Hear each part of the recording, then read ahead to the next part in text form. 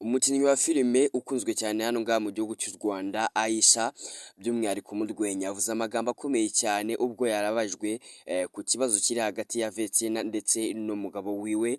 Amwe mu magambo uyu mukinnyi wa filime Aisha yagarutseho yagize ati nta rugo rwubakira mu rundi, ikindi avuga yuko nawe yiteguye kuba yashaka umugabo, agira ati kuba biriya byarabaye mu rugo rwa Vetsina ntabwo bivuze yuko ingo zose ariko zimeze cyangwa se ariko zakagenze. Amwe mu magambo Aisha yagarutseho mu kiganiro ajyanye n'itangazamakuru ubwo yari yitabiriye igitaramo cya Papa Cyangwe, reka byose tubigarukeho ndetse n'uburyo uwo bita Murindahabi Irene yabajijwe ku kibazo cya Vetsina akarya indimi imbere y'itangazamakuru, kabone yuko hari ibintu byinshi ahishe, ariko nyamara Irene nubwo rwose byagaragaye yuko ntacyo atangaje, nawe yavuze yuko ikibazo gihari kandi gikomeye cyane. Naho uwo bita Vetsina nyuma y'uko ashyize hanze ubutumwa bukomeye cyane abanyarwanda benshi babonye, yavuze yuko yazinutswe ikintu bita umugabo,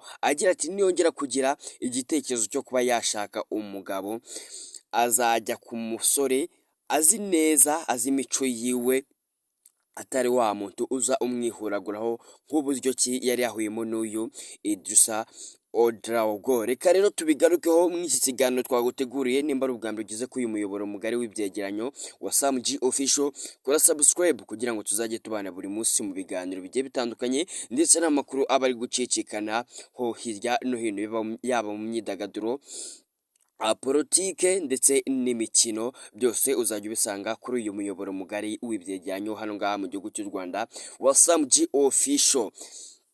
Nk'uko rero twabikubwiye turimo dutangira ikiganiro cyacu mu ncamake, umukinnyi wa filime ukunzwe cyane Aisha Inkindi yavuze ko kuba mu rugo rwa Ishimwe Vetsina uririmbana indirimbo zo kuramya no guhimbaza Imana afatanyije na murumuna we Kamikazi Dorcas hari kuvugwamo urunturuntu bitatuma abandi bakobwa bagira ubwoba bwo gushaka kuko nta rugo rwubakira mu rundi. Uyu mukobwa usanzwe ari inshuti ya hafi ya Vetsina ndetse na Dorcas yabigarutseho mu kiganiro yagiranye n'itangazamakuru mu gitaramo cya Papa Cyangwe yizihirijemo imyaka 5 amaze akora umuziki, ubwo yabazwaga iby'amagambo aheruka kuvugwa ko yanditswe na Vetsina avuga ko atishimiye urushako yarangiza agasibwa atamaze akanya kanini, ariko uyu mukobwa Vetsina yari yamaze kubitangaza ndetse n'abantu benshi bamaze kubona izo post. Undi mu gusubiza yagize ati nasanze byasibamye ariko nabibonye ku mbuga nkoranyambaga, nta nama namugira kuko ubu ntabwo ndamenya ngo byagenze gute, nta nubwo turavugana, nitumara kuvugana nkamenya ikijya mbere nibwo nabasha kumugira inama. Navugishije Dorcas ntitwakumvikana neza, ariko kugezana n'uyu mwanya Vetsina ntabwo turavugana.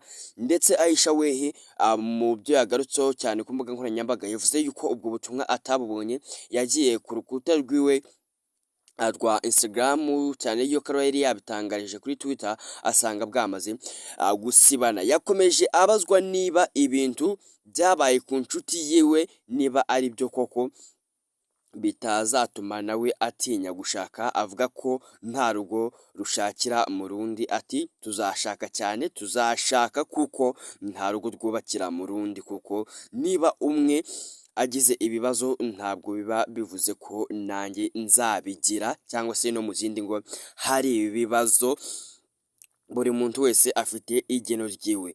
Yabajijwe niba urugo rwa Vetsina rwasenyutse bitaratewe nuko akiri umwana, cyane ko afite imyaka 22, umugabo we akaba amurusha imyaka 20 y'amavuko kuko afite imyaka 42.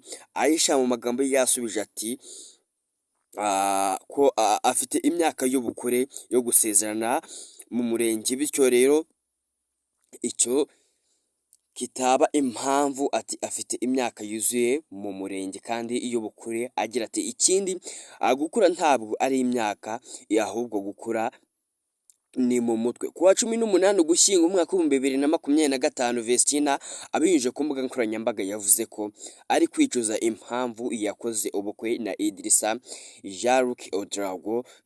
Mu butumwa burebure yanyujije ku mbuga nkoranyambaga ze mu rurimi rw'icyongereza bwaje gusibwa hashize igihe gitoya, Vestina yavuze ko abayeho ubuzima atishimiye ndetse amahitamo yagize ari mabi cyane. Ati uyu muhanzi ubuzima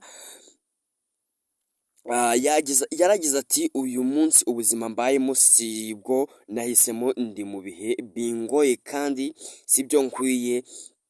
Ndabizi ko nagize amahitamo mabi mu buzima bwanjye, ariko nta kundi Imana yemera ko ibintu bimwe bitubaho kugira ngo tubyigiremo.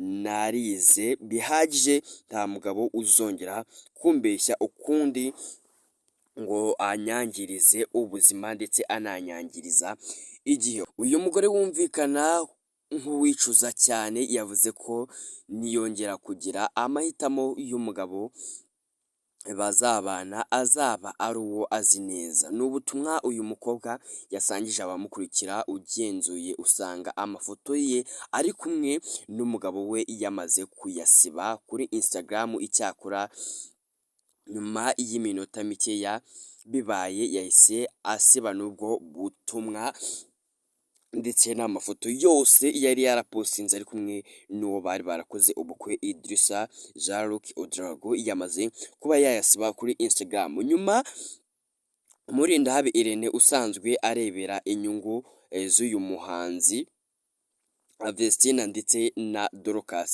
yumvikanye mu itangazamakuru aruca akarumira, ariko nanone avuga ko ibibazo bihari atari byo kuvugira ku mbuga nkoranyambaga, ndetse ashimangira yuko ikibazo gihari kandi gikomeye cyane. Reka rero tukubwire ugire ibihe byiza we twabanye. Nimba ari ubwa mbere ugeze kuri uyu muyoboro mugari, kora subscribe kugira ngo tuzajye tubana buri munsi mu makuru agiye atandukanye abavugwa hirya no hino mu itangazamakuru.